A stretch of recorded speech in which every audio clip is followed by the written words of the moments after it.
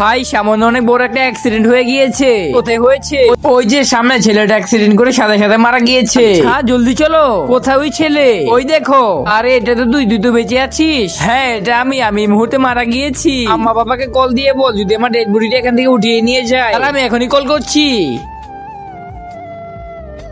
ভাই আমি তোর বাবাকে কল দিয়ে বলে দিয়েছি, কিন্তু তুই মরলি কিভাবে? ভাই আমি আমার ভুলের কারণে মারা গিয়েছি। বাবা আমি ঘুরতে গেলাম, আমাকে কিছু টাকা দাও। বেটা তোর ব্যাপারে আমার কাছে অনেক নালিশ আছে, তুই অনেক জোরে জোরে গাড়ি চালাস। বেটা তুই গাড়ি দিয়ে স্ট্যান্ডবাজি করিস না, আর গাড়িটা তুই সাবধানে চালাবি।